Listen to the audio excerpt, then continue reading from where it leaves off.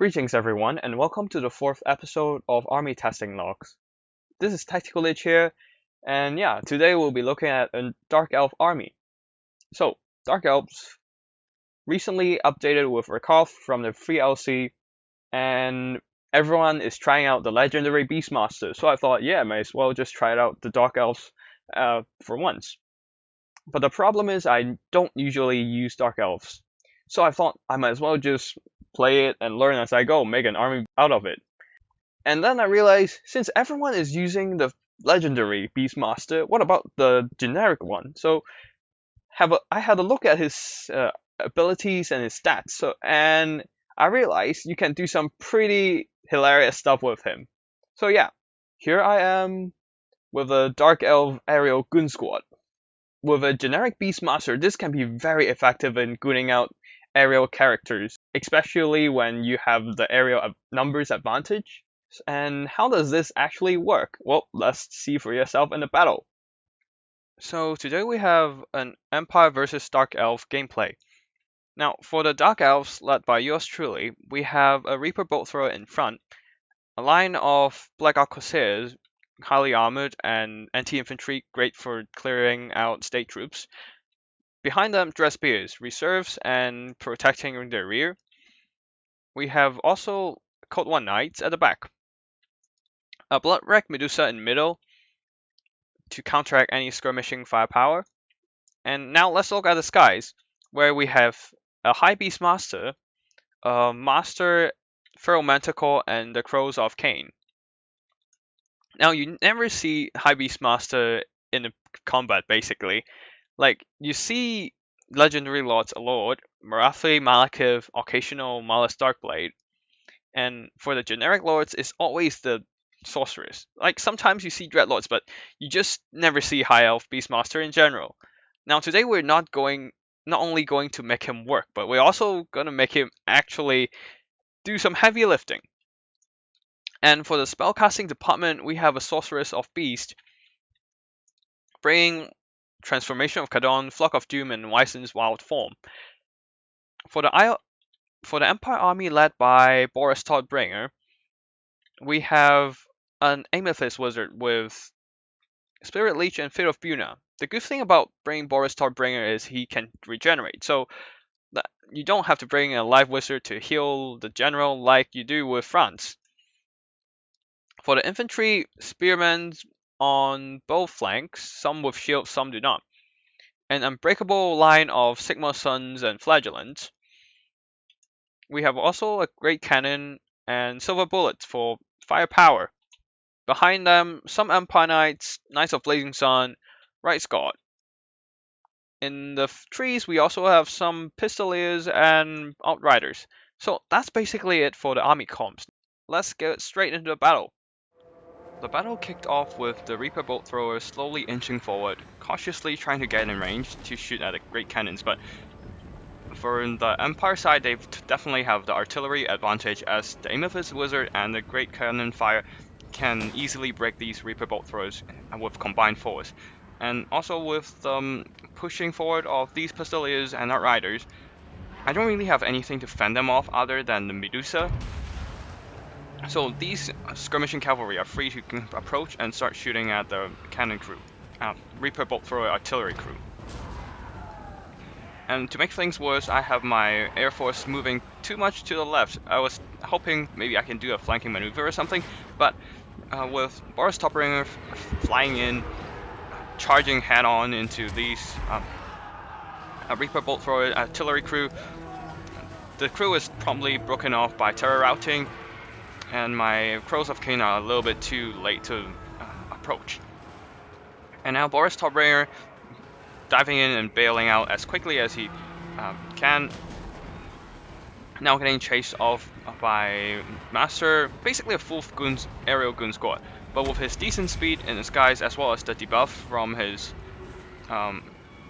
Cloak of Auric, I think it's called. Yeah, the White Cloak of Auric. Everything here has their speed debuffed and have a hard time catching up with him. Even with the superior speed in the Master, he couldn't launch any attack animation, and that whole the whole goon squad a little bit too close to these silver bullets, and as you can see, they're just raining bullets into the master and just taking huge chunks of his health away. So most of my arrow goon squad are forced away from Boris Topbringer. These crows of Cain are thrown in as a sacrificial pawn against these silver bullets, and master as well as the feral manticore are backed off just to stay away from the range fire of Empire. But here my opponent made a big mistake, turning Boris Topbringer back to engage the High Beastmaster. On paper, that would have been a decent engagement, as Boris Topbringer having massive armor-piercing weapon strength, 450, as well as having decent combat stats in general, would probably trade okay or even win outright with High Beastmaster, considering he also have health regen. But that is actually a lure. The High Beastmaster got thrown into the fray and dropped down a Tormentor Sword, debuffing his attack, stopping him from doing any meaningful damage against the Arrow Goon squad of Dark Elves, and leaving him pinned in place, vulnerable to charges from Master and the Feral Manticore. And that is exactly what they did, charging head on into Boris Topbringer, taking huge chunks of his health away. Now, as you can see, he's already down to around half health. And furthermore, Boris Topbringer is also debuffed by the Featherfall Torque, lowering his armor and melee defense. So all these characters, single entities here, can land hits more consistently, and more importantly, the debuff of the armor allows the lack of armor piercing in the High Beastmaster's Manticore and the Feral Manticore to be a little bit more alleviated, as now the non-armor piercing weapon damage can now cut through the armor and just do a little bit more into killing off the remaining HP of Boris Topbringer. As you can see, Boris is already wavering and now forced to flee in hopes of getting away from these Dark Elf Goon Squad. Back to the far side, Bloodwreck Medusa is slowly blasting the Outriders and Pistoliers with her eye lasers. Boris is forced to flee, so Master and the Feral Manticore are just chasing him right behind him, just trying to stop him from going into any meaningful engagement, while the High Beastmaster dives straight down into these Knights of Blazing Sun, just feasting on these elite Knights of the Empire, with his anti-large damage and just massive weapon strength, taking out 1 or 2 models with every hit.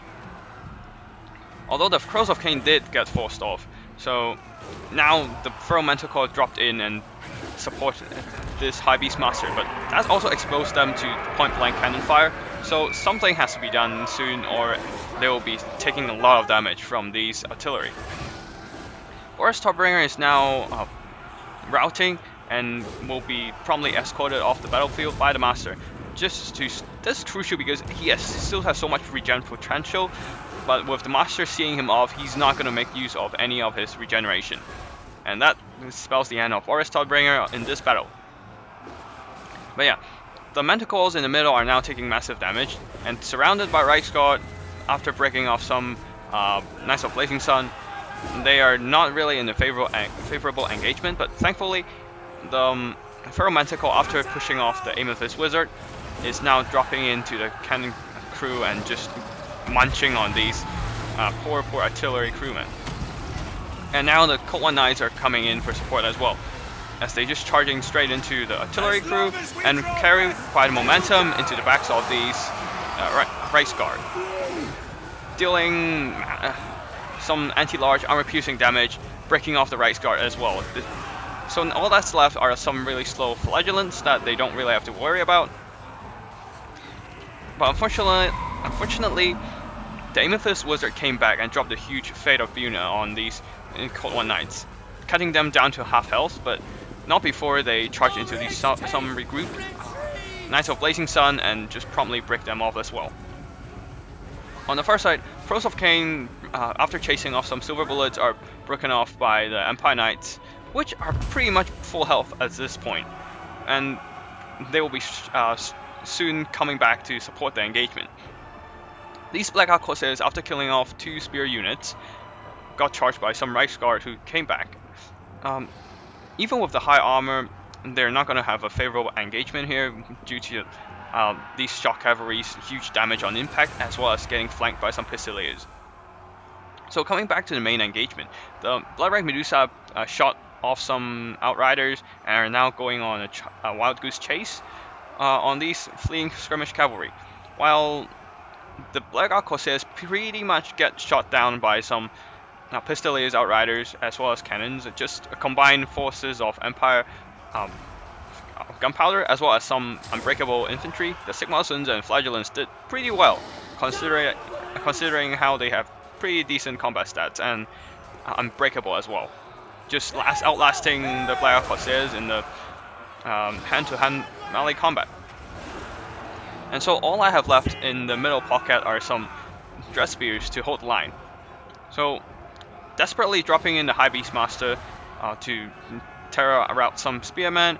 On the far side, Feral Manticore chasing off the Amethyst Wizard, but not before. Wait, oh, the Amethyst Wizard is probably killed off by the Manticore. Anyways, so now I can focus in grinding out this blob fight.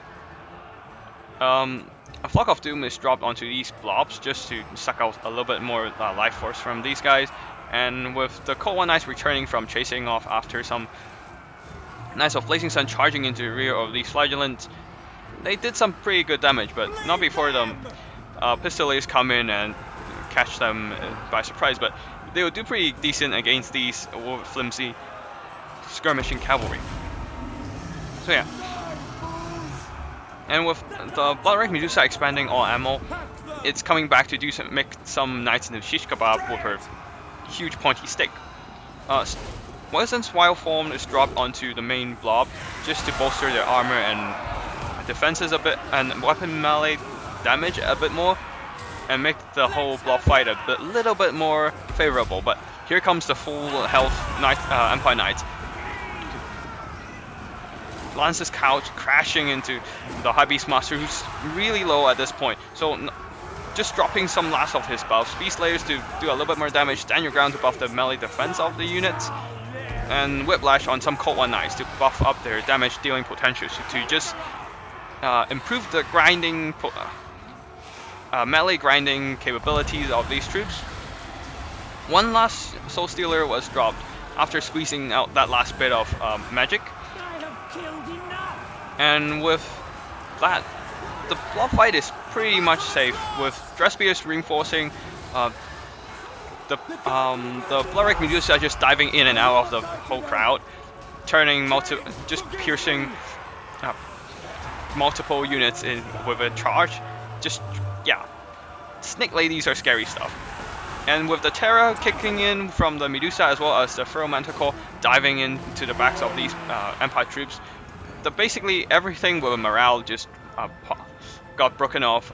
All that's left is Sigmar Suns, and that is the end of the Empire. Now that the battle's over, let's take a look at how both armies did. For the Dark Elves, the High Beastmaster definitely earned quite a bit of value, did some heavy lifting, pinning down Boris Todbringer, charging him, and allowing the other components of the air squad to do the damage. The Master didn't do too much damage, but seeing how the Master basically escorted Boris Todbringer off the battlefield and preventing him from regenerating, that was very key. As you can see, Boris Todbringer getting sniped in the beginning and getting sent off the battlefield early really limited his contribution to the whole combat. The Sorceress of Beast, not really there to damage, but more to support and summon Manticore, so all in all, she did okay. And then for the infantry, they're not really there for damaging components, but this Black Ark Corsairs managed to fight off 2 spears and did some damage to charging cavalry, but yeah, despite being wrecked, but still managed to get like 148 kills. Pretty good stuff. Cold One Knights charging armored Empire cavalry the whole time, so definitely a favorable trade for him. The Harpies actually almost earned their value back by just sending off the silver bullets. yes, the silver bullets are a cheaper unit than the harpies, but seeing how silver bullets have a lot of damage potential, can easily earn back more than their cost in a lot of situations, it's actually justified to send a more expensive unit to send these guys off. Blood Wreck Medusa, uh, not the most efficient use to shoot skirmishing cavalry. You want her to shoot blobbing infantry instead, but uh, still manage to break off some cavalry skirmishing power, and especially in the end, charging in and out, turning knights into shish kebab. I would say she did fairly well this game, and especially with how much health she has, she still has some fight in her as well. Bolt throwers, let's just not talk about it. That was totally a mistake on my part. For the Empire army, the Death Wizard managed to do a bunch of spirit leeching and Fear of Buna, doing some significant damage to the Furrow Manticore, constantly pressuring the High Beastmaster, as well as just killing off half the HP of these Cold One Knights. So good stuff for him. But Boris Toddbringer getting sniped out early, turning back and fight right there was the grave mistake. Possibly cost my opponent his game. Infantry, it's Empire Infantry. You don't expect too much from these guys. Although they did do decently, even against armored Black Corsairs, possibly due to how much melee attack they can dish out.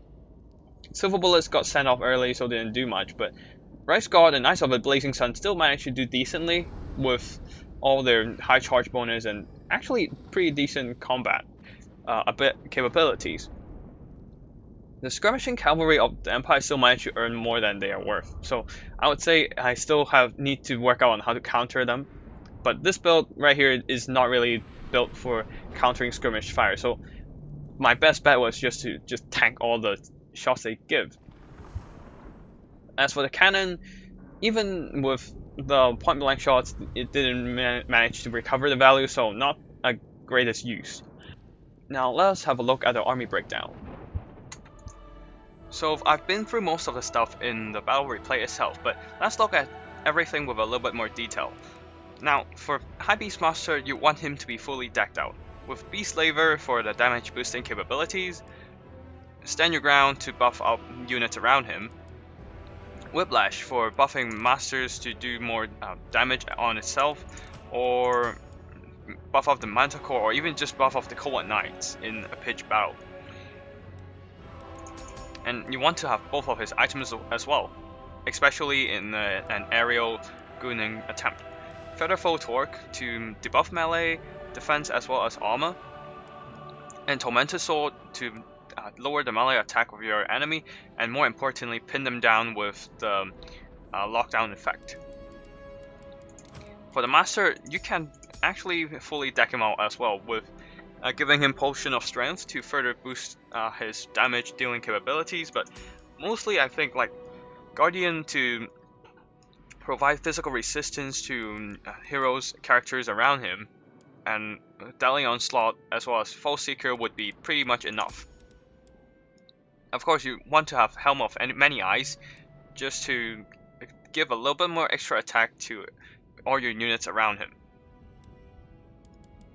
And for the rest of the aerial power, you want to have a Furrow Manticore at least. The Harpies are optional, but I tend to just bring Harpies because they can fly over enemy infantry and ignore enemy cavalry and just plunge themselves straight into the missile core of your enemy. But yeah, due to the unit caps, you can't really bring too many of these.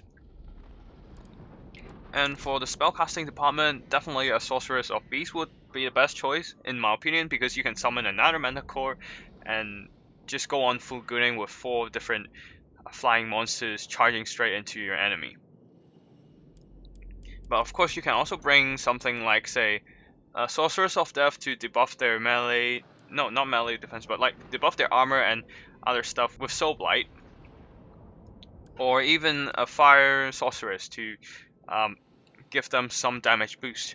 As for the ground force, it's pretty much something you pick according to your opposing faction. I would say Dark Riders would be pretty important to shut down enemy skirmishers. Although, like, the one thing about this build is you don't really have that much funds to spend on your ground force. Especially if you want to go deluxe version on your flying goon squad and bring yourself a black dragon. I mean, technically you can switch out your feral manticore for a black dragon, but the thing is, it's too much value sunk into the aerial gooning units. You see here, like the master and the high beastmaster alone cost you almost 4,000 gold, and combined with the black dragon, that's basically half your funds gone. And you just don't have enough funds to establish a decent ground presence. And even now, my build is still kind of narrow, and that leads us to a different weakness of the army. This army can't really deal with a mass missile spam. Something like 6 units of archers would easily focus down any of your single entities, and you don't exactly have the units to deal with all that, because you have funds for infantry, but then you'll be lacking funds for your cavalry game, and then you, with all your resources sunk onto dealing with one certain character, you have a bunch of resources tied down. So you need to snipe out your opponent's key target as soon as possible, so that you can free up your resources to deal with other stuff like skirmishers. And if you fail to do so, then the missiles can easily focus down all your key characters and just win the game. So yeah, do not bring this build to something like a Wood Elf army, because if they brought us Sisters of Twilight, yeah, they can certainly kite down all your flying units, because the third weakness of this build is High Beastmaster and Master. Yeah, the Master himself is decently fast, but High Beastmaster and the Feral Manticore are very slow as a flying unit. Hell, they are even slower than something like a regular skirmishing cavalry unit, something like, say, Centaur. It's like a similar speed. Or you find something like Bretonia, bringing in mounted yeomen, archers, 92 speed over your Feral Manticore, 85 speed. Your whole aerial core will be easily kited to death, and don't expect your High Beastmaster to catch them, because first of all, he can't, and secondly, Tormentor Sword only lasts for 9 seconds. So if you can't actually pin down, surround the unit that you want to trap after locking them down with a Tormentor Sword, they were just gonna run away, and 9 seconds is pretty much not enough to kill off any single unit, no matter they're single entities or just skirmishing cavalry or infantry or anything. That said, even if this isn't a strong build, it can have some pretty hilarious results. Basically, one don't usually expect High Elf to bring a goon squad that is not Marathi. So they see your manticores in the sky, High Beastmaster, and probably would think, hey, it's fine, I can probably work it down. And right here we have a High Elf army with Allarielle the Radiant flying in, ready to just trying to do some sneaky charges on the Master, and probably will pull out soon. But the problem is, a fallout from the High Beastmaster, the immense anti-lodge damage boosted by his own abilities just came crashing in and punching her in the face, down to half health straight away. And behind her, a bunch of single entities followed. The Feral Manticore went in, the Master with all these buffs just taking a huge chunk out of Allarielle, and even after dropping the Tempest on these 3 single entities, there's no saving for her. I guess she was trying to fly and lure the single entities together and drop like a Tempest to damage them significantly, but that is not working, as Allarielle the Radiant, even under the Star of Avalon, just couldn't survive and just died straight away. Or we can see here with the Empire army, 2 Hellstorm rocket batteries on each corner of the map, and a very wide infantry line, possibly trying to overwhelm the strong presence of the usual Dark Elf army with artillery fire and Folkmother Grim. But the problem is, there's no anti-air missile fire over here, so my flying goon squad is free to do whatever it wants. So these guys just flew over this they tried to go for the artillery, but decided it's better to dump all the investment into Volkmar, who is a little bit isolated. So High Beastmaster charge in, Feral Manticore charge in, the Master charge in, and now Volkmar the Grim is stuck in a melee after getting tied down by Tormentor Sword, and it's taking a huge chunk beaten out of him by a bunch of single entities right now.